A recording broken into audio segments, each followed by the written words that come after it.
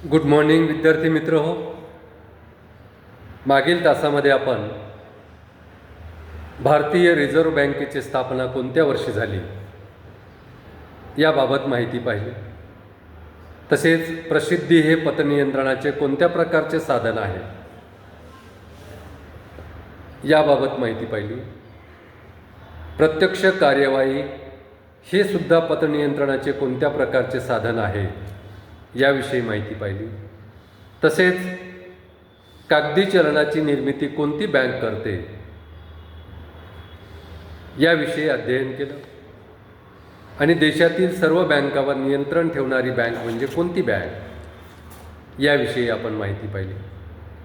तसेच भारतात रेपो दराचा वापर हा कोणत्या वर्षीपासून सुरू झाला याविषयी सुद्धा आपण या ठिकाणी माहिती पाहिली. तर आजच्या तासामध्ये आपण आणखी 3 बाबीचं अध्ययन करणार आहोत. कोणकोणत्या 3 बाबीचं अध्ययन आपण करणार आहोत? तर पहिली बाब म्हणजे देशात किंवा राष्ट्रात केंद्रीय बँका किती असतात. एका देशात किंवा एका राष्ट्रात केंद्रीय बँका किती असतात याविषयी आपण माहिती पाहणार. त्यानंतर कोणत्या बँकेला बँकांची बँक म्हणतात, अशी कोणती बँक आहे की ज्या बँकेला बँकांची बँक म्हणतात आणि तिला बँकांची बँक का म्हणतात याविषयी सुद्धा आपण माहिती पाहणार. आणि त्यानंतर तिसरी बाब आपण अभ्यासणार ती म्हणजे रिझर्व्ह बँक व्यापारी बँकांना ज्या व्याजदराने कर्ज पुरवठा करते त्या व्याजदरास कोणता व्याजदर असे म्हणतात. पहा, 3 कोणत्या बाबी आपण अभ्यासणार आहोत. एका राष्ट्रामध्ये केंद्रीय बँका किती असतात, त्यानंतर देशातील कोणत्या बँकेला बँकांची बँक असं म्हणतात, आणि रिझर्व्ह बँक व्यापारी बँकांना ज्या व्याजदराने कर्ज पुरवठा करते त्या व्याजदराला कोणता व्याजदर असे म्हणतात. तर अशा प्रकारे 3 प्रश्नांचं अध्ययन या प्रकरणामध्ये या तासामध्ये आपण करणार आहोत. तर क्वेश्चन नंबर 52, प्रश्न क्रमांक 52, छोटासा प्रश्न आहे. पहा काय आहे. राष्ट्रात रिकामी जागा केंद्रीय बँक असते. राष्ट्रात रिकामी जागा केंद्रीय बँक असते. केंद्रीय बँक असते. केंद्रीय म्हणजे देशाची मध्यवर्ती बँक. केंद्रीय बँक म्हणजे देशाची मध्यवर्ती बँक. नाहीतर देशामध्ये केंद्रीय बँकेच्या नावानं इतरही बँका असू शकतात. परंतु प्रश्न हा राष्ट्रात रिकामी जागा केंद्रीय बँक असते. किती असतात राष्ट्रात केंद्रीय बँका किती असतात?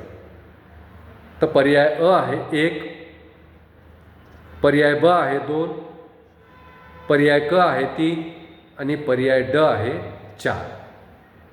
तर कोणत्याही राष्ट्रामध्ये कोणत्याही देशामध्ये केंद्रीय बँका किती असतात? तर कोणत्याही देशामध्ये किंवा राष्ट्रामध्ये केंद्रीय बँक ही 1 असते. केंद्रीय बँक ही 1 असते. म्हणून योग्य पर्याय अ 1 हा योग्य पर्याय आहे. तर भारतामध्ये केंद्रीय किंवा मध्यवर्ती बँका किती आहेत? 1 आहे. तसंच प्रत्येक राष्ट्रामध्ये त्या राष्ट्रातील चलन पुरवठ्यावर म्हणजे पुरवठ्यावर नियंत्रण ठेवण्यासाठी प्रत्येक देशामध्ये प्रत्येक राष्ट्रामध्ये 1 केंद्रीय बँक असते. भारतामध्ये सुद्धा 1 केंद्रीय बँक आहे, 1 मध्यवर्ती बँक आहे. म्हणून पर्याय जे दिलेले आहेत, प्रश्न आहे राष्ट्रात रिकामी जागा केंद्रीय बँक असते. अ आहे 1, ब आहे 2, क आहे 3 आणि ड आहे 4. तर कोणत्याही राष्ट्रामध्ये केंद्रीय बँक ही 1च असते. त्यामुळे अपर्याय 1 हा योग्य पर्याय आहे. ब 2, क 3, ड 4 हे ब, क आणि ड ही तिन्ही पर्याय अयोग्य पर्याय आहेत. योग्य पर्याय आहे अ 1. तर या ठिकाणी आपल्याला लक्षात ठेवायचं आहे की कोणत्याही राष्ट्रामध्ये एकच मध्यवर्ती किंवा केंद्रीय बँक असते, जशी भारतामध्ये रिझर्व्ह बँक ऑफ इंडिया आहे. ओके. Question number 53. प्रश्न क्रमांक 53. रिकामी जागा बँकेला बँकांची बँक म्हणतात. रिकामी जागा बँकेला बँकांची बँक म्हणतात. पर्याय अ आहे मध्यवर्ती, ब आहे व्यापारी, क आहे सहकारी आणि ड आहे वरील सर्व.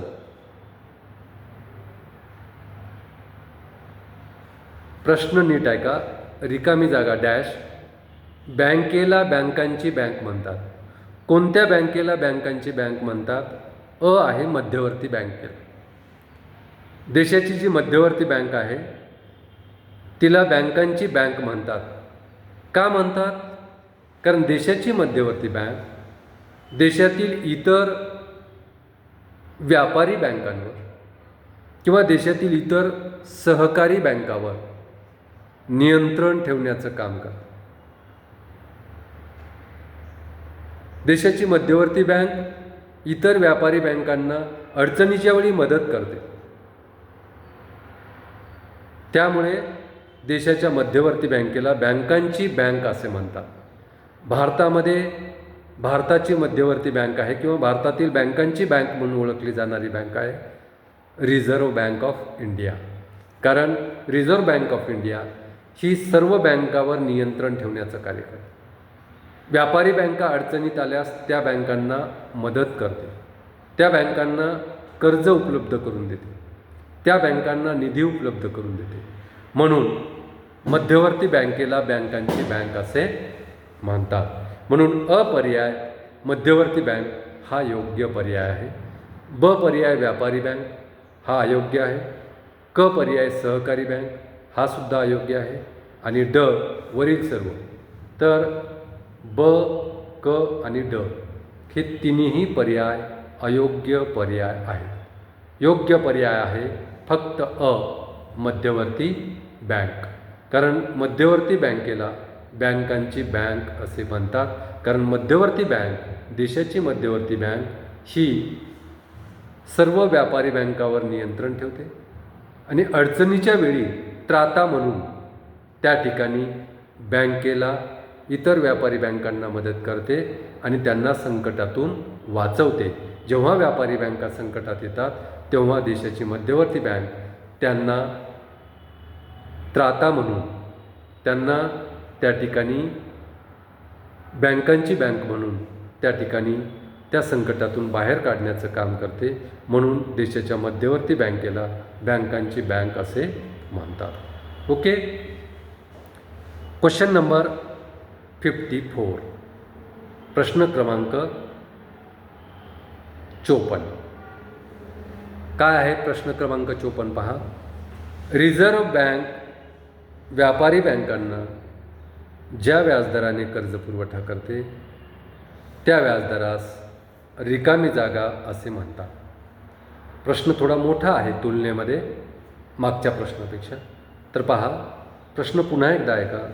रिझर्व्ह बँक व्यापारी बँकांना ज्या व्याजदराने कर्ज पुरवठा करते त्या व्याजदरास रिकामी जागा असे म्हणतात. पहा, रिझर्व्ह बँक व्यापारी बँकांना कर्ज पुरवठा करते. हा कर्ज पुरवठा करीत असताना रिझर्व्ह बँक व्यापारी बँकांवर कर्ज आकारते. ते कर्ज ज्या दराने आकारते त्या व्याजदरास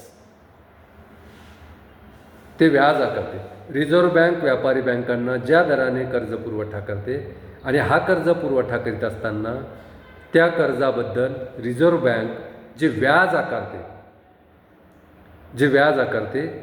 त्या व्याजदरास रिकामी जागा असे म्हणतात. तर त्या व्याजदरास काय म्हणतात? पर्याय दिलेले आहेत खाली. अ रेपो दर, ब रिव्हर्स रेपो दर, क बँक दर आणि ड वरीलपैकी नाही. तर रिझर्व्ह बँक व्यापारी बँकांना ज्या व्याजदराने कर्ज पुरवठा करते त्या व्याजदरास रिकामी जागा असे म्हणतात. अ. रेपो दर अयोग्य पर्याय. ब. रिव्हर्स रेपो दर हाही अयोग्य पर्याय. क. बँक दर. तर हा योग्य पर्याय आहे, कारण रिझर्व्ह बँक व्यापारी बँकांना ज्या व्याजदराने कर्ज पुरवठा करते त्या व्याजदरास बँक दर असे म्हणतात.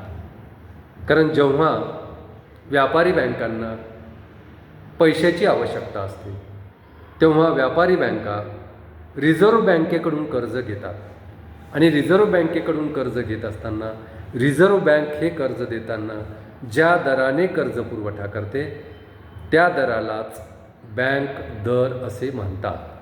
आणि आपण पाहिलं की चलन पुरवठा नियंत्रित करण्यासाठी जी साधने वापरली जातात त्यामध्ये संख्यात्मक साधने आणि गुणात्मक साधने आहेत. तर संख्यात्मक साधनामध्ये आपण बँक दर पाहिलं. तर हे बँक दर